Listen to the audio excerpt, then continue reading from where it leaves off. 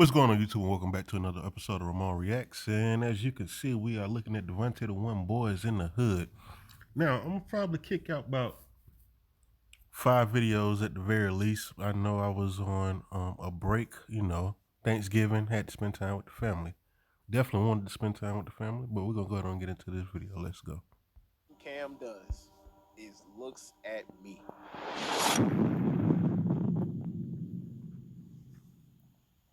Yo, Pierre, you want to come out here?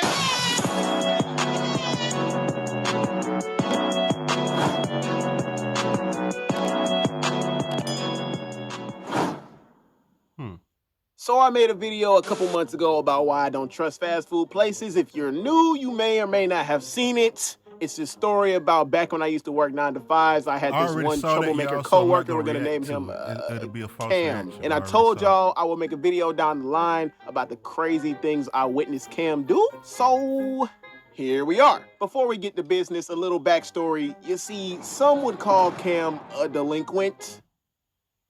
Was it because he's black? Which I can somewhat agree with, because Cam did give off unusually large amounts of black Air Force energy. If you know, you know. But let's look at it from a different perspective. Back then, he and I worked together from the time I was 17 up until I was 18, so I had a full year and some months to witness this delinquent, as some would call him, in action. However, me looking back on it now, from my perspective, now, I look at his past self and just see him as a dumb kid that made dumb decisions for his own selfish desires. Now, he wasn't the only one making bad decisions, because I became friends with this jit. You hypocritical piece of shit. Yup, I made the dumbest decision to continue associating myself with this. The Google Super Safe Stuff Secure, also known as the 5G Google Pixel with the Titan M chip. I was not expecting that one right there.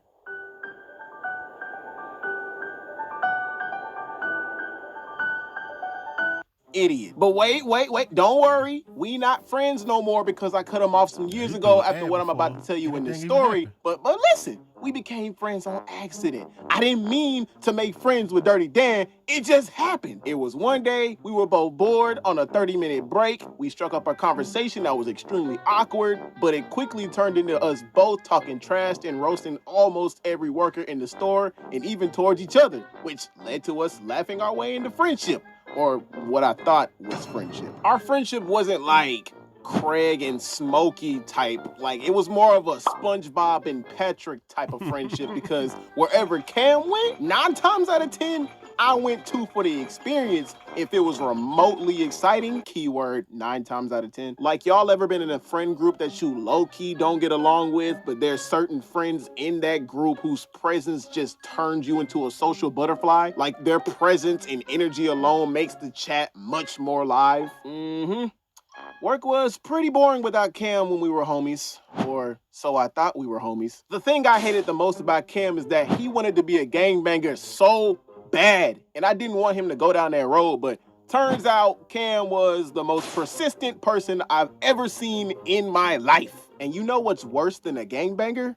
Wannabe gangbangers, which I thought he was, but apparently he wasn't. In my opinion, wannabes are more dangerous because they'll do anything at any cost to show that they really about it. And let me make this clear, there is nothing cool about gangbanging. You hear me? Nothing. It don't bring you nothing but pain, death, or some jail time. And some people are even born into it, so it's harder for them to walk away from that life. I'm gonna tell y'all about 30% of the crazy things I witnessed him do, and at the end, I'm gonna tell you what he did to make me cut him off. So to start off, keep in mind, Cam wanted to be the greatest hood nigga to ever touch American soil, and at all times would try his best to show he was about that life. And through this phase, I actually learned a couple things from Cam. One of them being the fact that I didn't know that Pyrus had like a language. Like, it was mind-blowing. Like, you had to replace the first letter of almost every word with B. Cause I remember this one time I walked up to Cam and I was like, "Hey, yo, Cam, the cashiers made some chocolate chip cookies." Say what, blood?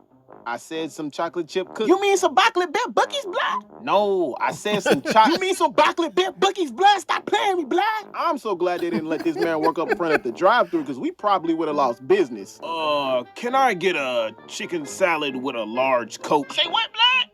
I said a chicken salad with a large Coke. I heard a bacon ballad with a large boat. Why you paying me, black? Anybody remember that guy, John Gabbana? You know, the guy that had the persona called Bunk some years ago. He had started this trend where he would go into stores, jump over a counter, take something, and run away. You know what? I would have never, ever thought somebody would have bunked the job I worked at, especially on my shift.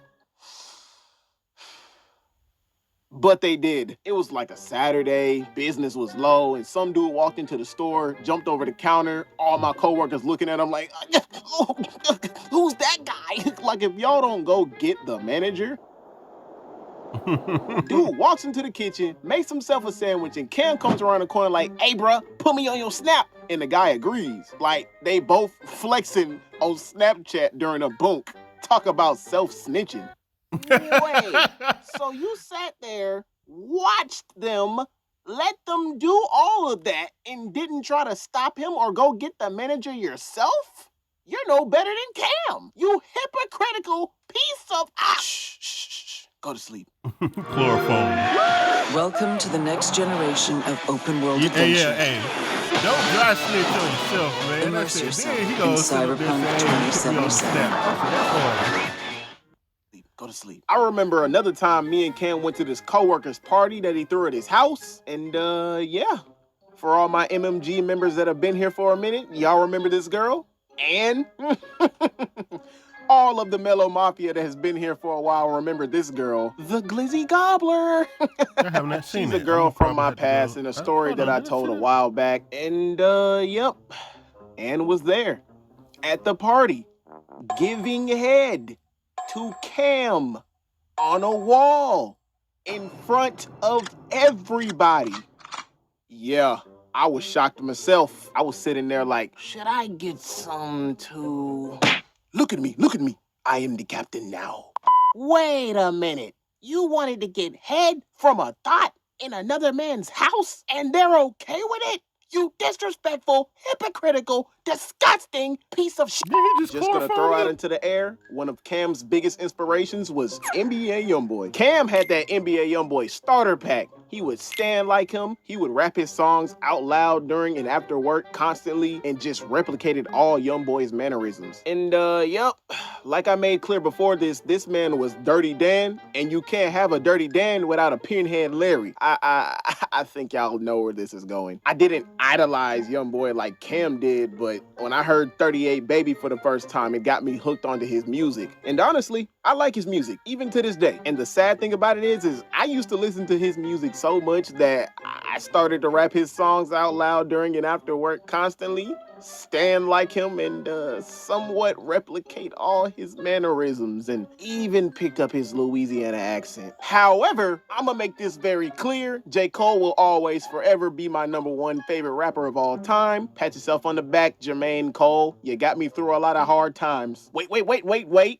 However, again, off topic, but I'm gonna just throw into the air that I'm one of those people that just loves who y'all favorite rapper music. is. And I don't care which genre. My phone's full of rap music, K music, rock, R&B, Japanese, funny music, anime music, some country, gospel, you name it. I got it all. Oh, brother, he's one of those. Nah, little buddy, you just lame. What kind of person just listens to 1 or 2 genres only? Like, expand your horizon. Yeah, the world's bigger than just rap and R&B. Now, this is the reason why I stopped rocking with Cam, and it's the sole reason why I don't trust a soul to this day. And what I'm about to tell y'all is 100% true, just like my other stories. Hand on the Bible, this happened. One day, I'm at work in the waiting area in the back near the kitchen, chilling, because, you know, business was low that day. Cam's in the same area chilling too. Another co-worker of ours walks in. We're gonna call him something different instead of his real name. Hey, I realized he didn't finish that story about him. KJ walks in with a bag and he tells us to come to the bathroom because he's got something to show us. And it's obvious that if somebody tells you to come to some place with no cameras at work to show you something, it's never good. And keep in mind, KJ was a real gangbanger, not just any gangbanger. He was one of those people that knew how to control his emotions and always moved in silence. We all get to the bathroom. KJ puts his bag on the counter, turns around, and he's like, hey, yo, check this out. KJ pulls out a golden pistol. and a black pistol. Now, mind you, this is my first time ever seeing a real gun in my life in 4K. Cam looks at the golden pistol, looks at KJ, and he's like, hey, yo, can I hold it real quick? KJ also makes the dumbest decision to give Cam the gun and looks away to go mess with his other gun. And as soon as KJ looks away, the first thing Cam does is looks at me.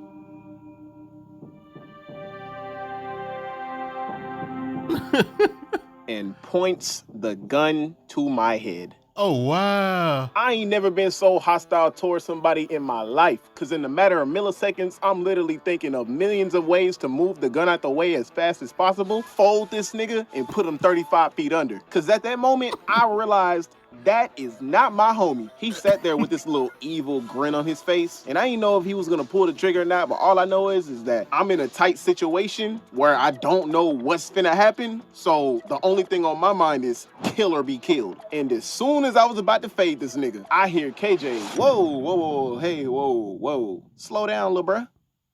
KJ slowly moves the gun away from Cam, takes it from him, puts the gun back in his bag. He leaves, and Cam leaves behind him. And I stay in the bathroom, look myself in the mirror, and the only thing that was on my mind,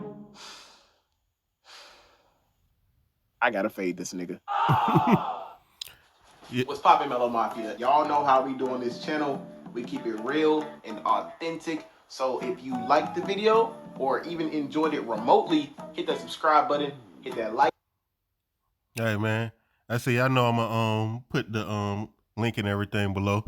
I said, but yeah, man, I said, anybody who pull a gun out on you, brother, I said, that is not your friend. That is not your friend. I said, hey, the fact that he had the audacity to do it. I'm like, bro, I said, at what point did you give him that type of confidence to feel as though, hey, I should pull this gun out on you? But hey, that's the end of this video, man. You know, hey, be sure to like, comment, subscribe. And until next time, YouTube. Bye.